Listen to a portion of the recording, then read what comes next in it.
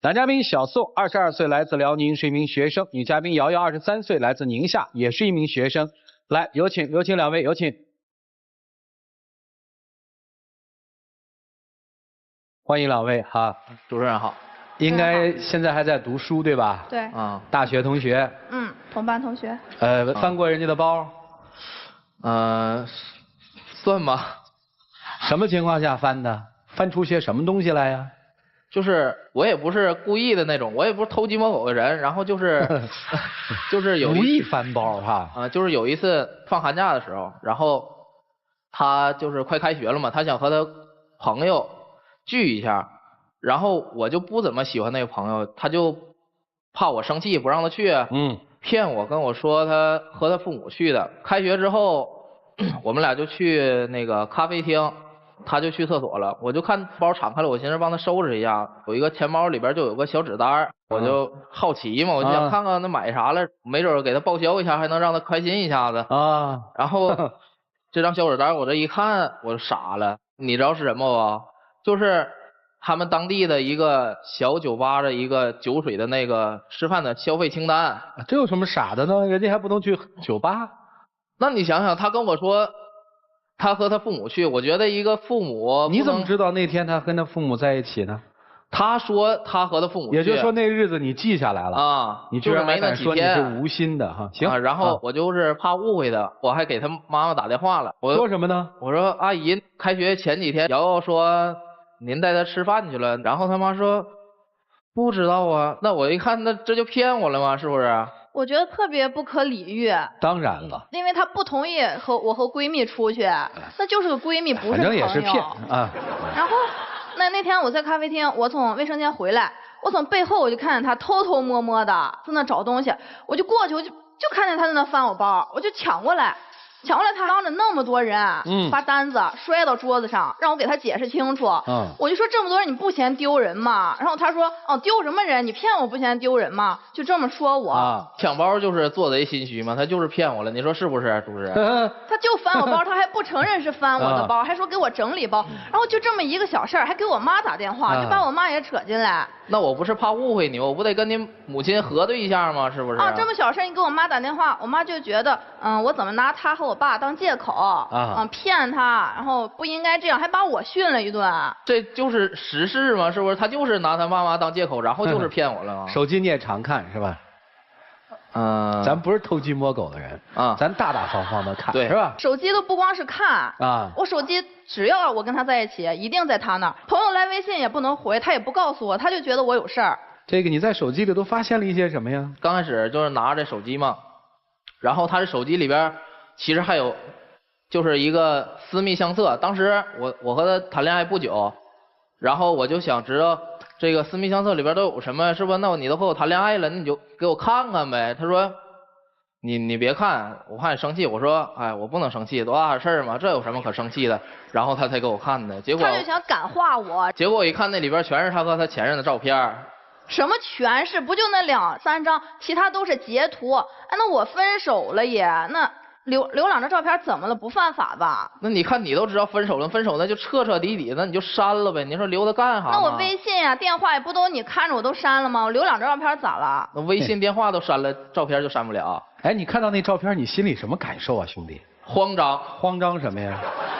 我就怕再藕断丝连嘛，再出点什么事儿。发现蛛丝马迹了吗？除了照片。发现了就是有一次我看看他室友的那个微博然后他室友那个微博里边就关注了一个人，我这一点开，正长就是他那个前男友。我一看他室友关注的你也查呀？我就想了解。你说他有多闲？他天天还不但翻我的，从头到尾翻一遍，他还翻我室友的，他室友的关注人他也翻。对，你也挺闲的。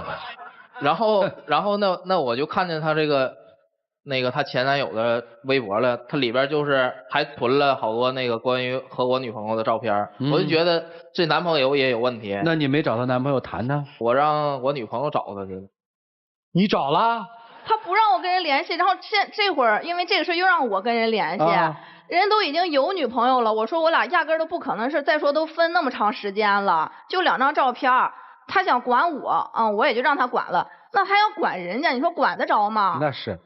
那我没办法，他就非逼着我，就说你非得就给我那个解释清楚，给我解决了。那我就给前男友发私信嘛，我就说，我说我现在男朋友不高兴看见咱俩照片从你微博，你就快删了吧。就因为这一个人，就现在女友嘛，就给我打电话，就说我这人怎么这样，都分手了还有啥放不下，还藕断丝连还联系。我就觉得对我名声都有问题。你看人家女朋友都介意，那你说我作为一个男朋友，这介意这些事儿是不是挺正常的？你是不是特担心他跑啊？这个也是有一部分原因，然后还有一部分原因就是担心他的安全。你知道他每次一玩啊，就是跟他那些朋友一玩，就是玩的特别晚啊，就11、12点这样。你说我能不担心他安全吗？就是因为我们家那边就是发生过一起事，就是发生在我亲戚身上啊，那让我特别后怕。我亲戚就是下班晚，然后回家之后就真是遇见歹徒了，然后就抢他的包。那我那个亲戚也不知道为什么，那你说包你给他呗，是不？结果他就跟那歹徒撕扯在一起了。我就想，那我女朋友这个脾气吧，就特别暴躁。如果要是真是遇到这种情况啊，她也会跟这个歹徒就是撕扯一下。那我想，那歹徒身上要一揣点什么，你说多危险，多让人担惊受怕。是，你的每一个行为背后都是你对他的爱，是吧？我觉得这都是我作为一个男朋友应该尽的责任，应该都是男朋友应该做的。对，男朋友都该做啊。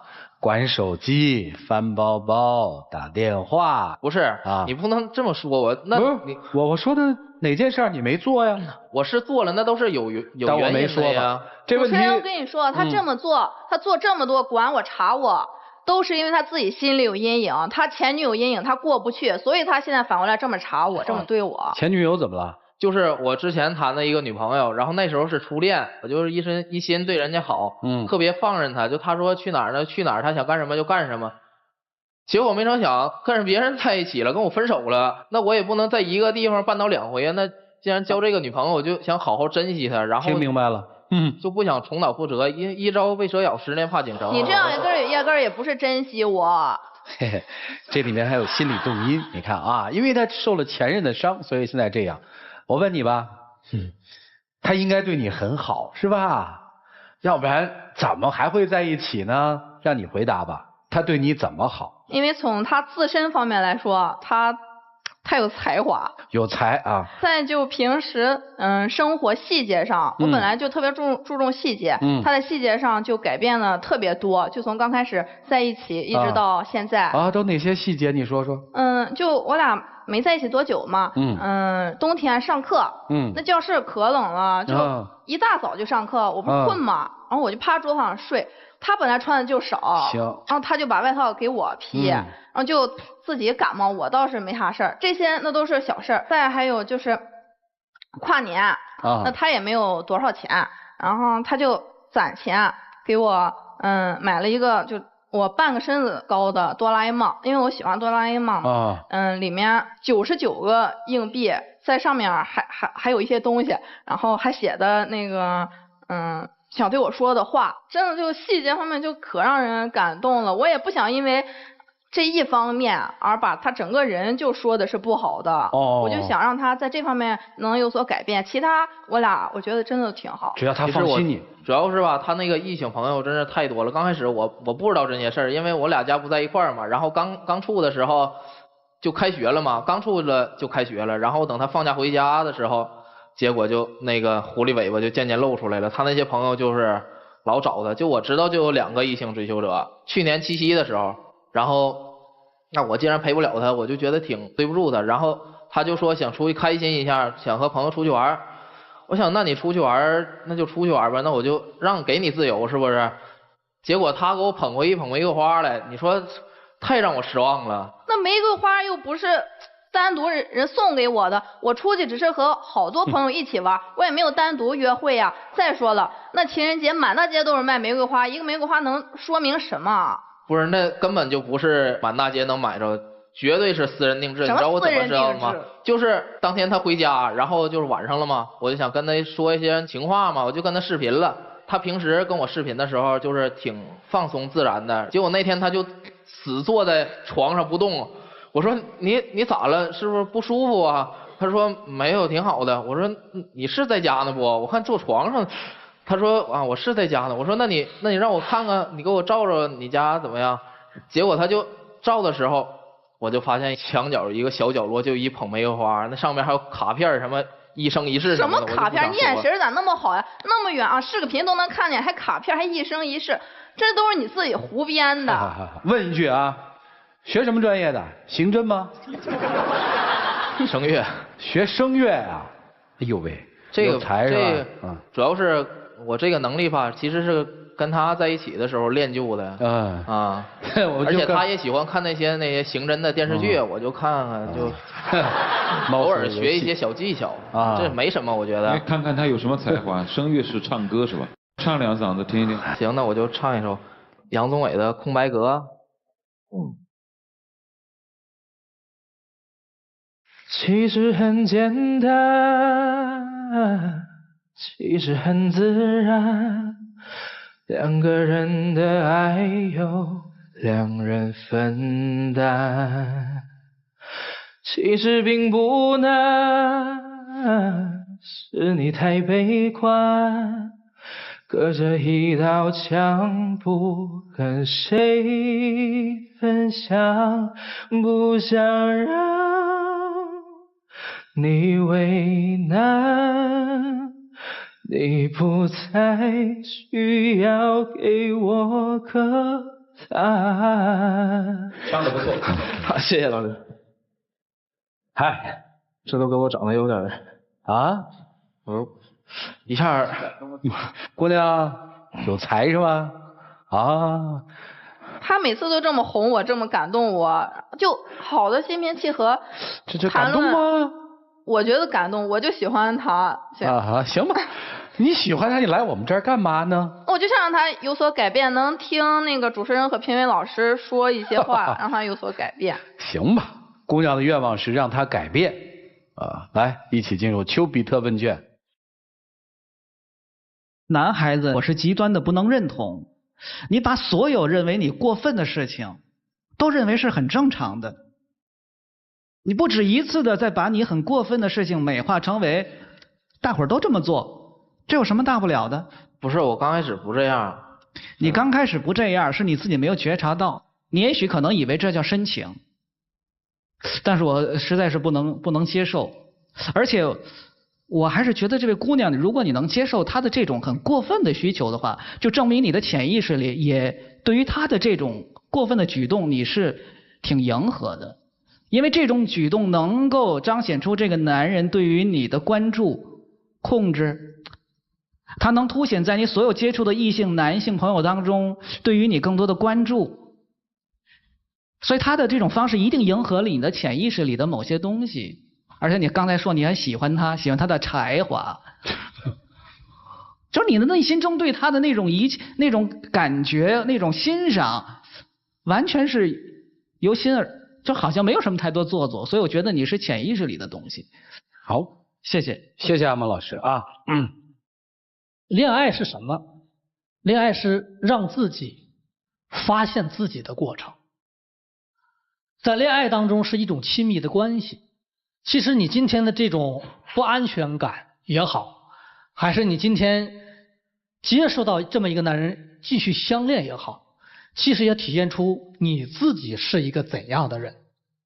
其实恋爱不是享受那么简单，恋爱由激情感觉开始，然后有一份承诺，然后呢还有一定的相处，越往后越难。男士的这种做法，其实你要反思了，是不是真的就上一次你被骗了呀？有可能那个女孩就觉得不合适呢。关键你的解读很重要。如果觉得这个世界都对不起你，那其实你是对不起这个世界，那相当于你在和这个世界在做一个有效的分离，你不属于这世界当中的人，所以那你又谈何有所作为，你又谈何去影响更多的人。那么女士有一点我要提醒啊，情人节期间接到其他男士的玫瑰花，你要懂这基本是什么。我相信生活会告诉你这是一个怎样的表达。如果你收下那朵花，你将给那位男士怎样的暗示？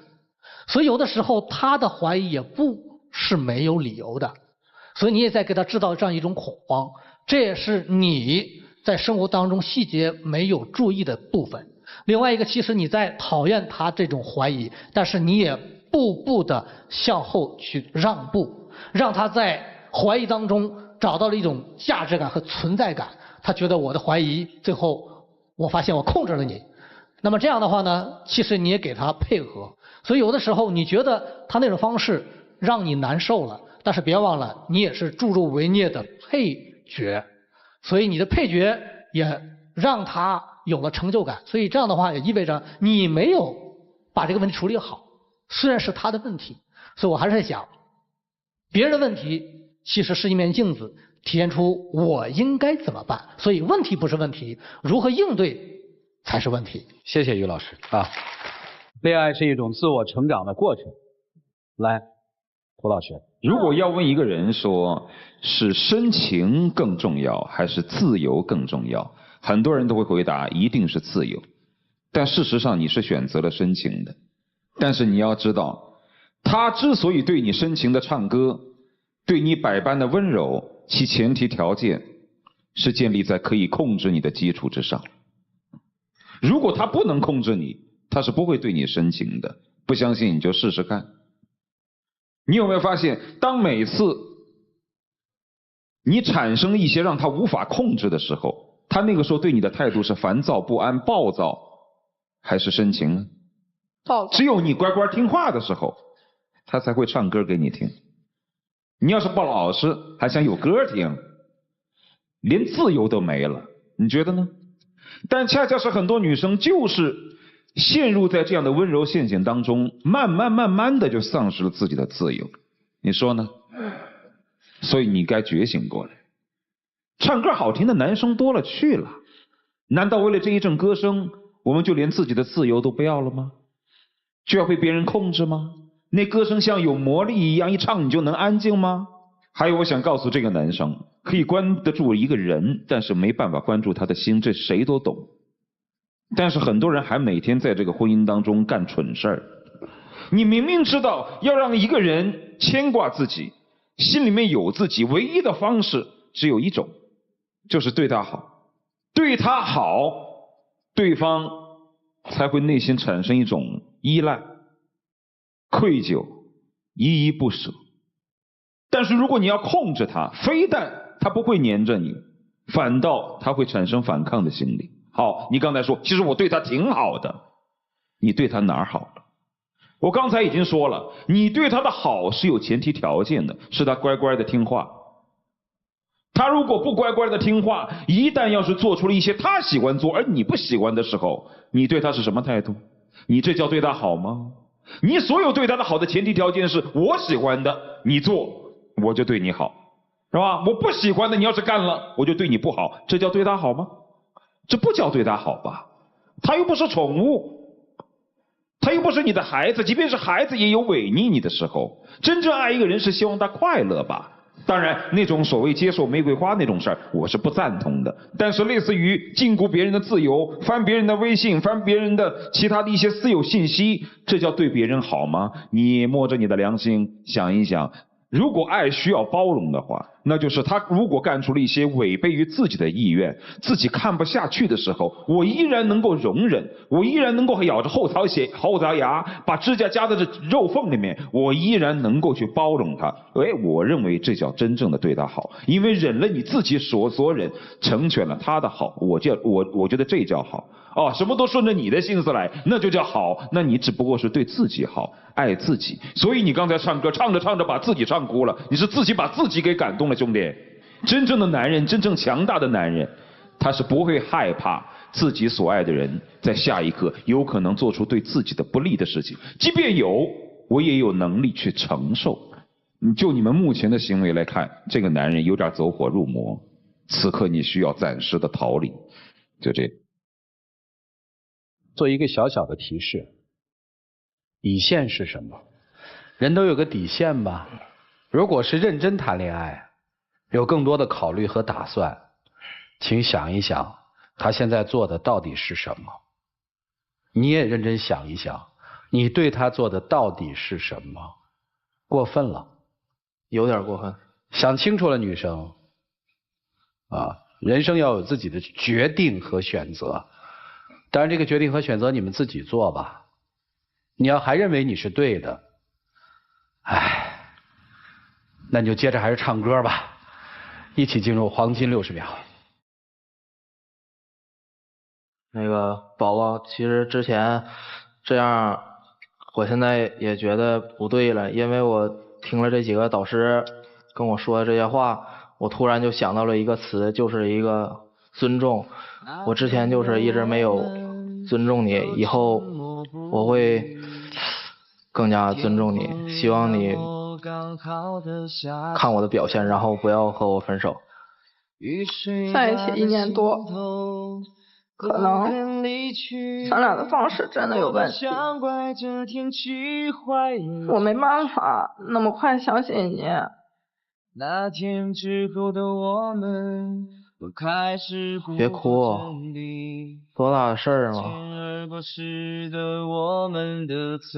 我再想想吧。那好好考虑一下吧，我愿意为你做改变。我想知道明天会不会请亮灯。雨过天晴。谢谢两位，请回吧。一对恋人把恋爱谈的还是那句话，玩成了一场猫鼠游戏。来，请关门啊！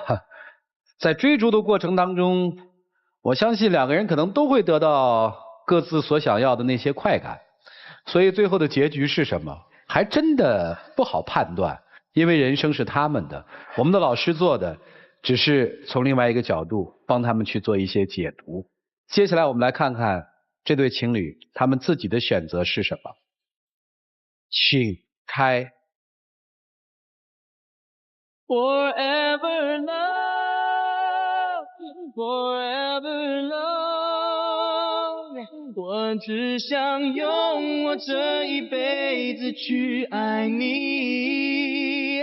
从今以后，有请我们的小花童，来，有请。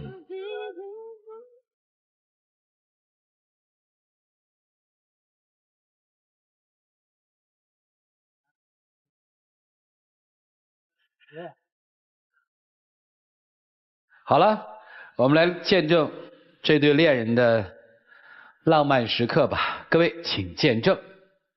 宝宝别哭了啊，好不好？以后我肯定更加尊重你，好不好？哭了。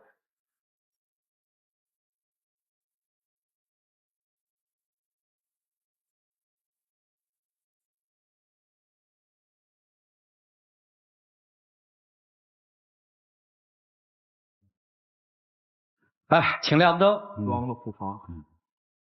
姑娘，来，送礼物给你。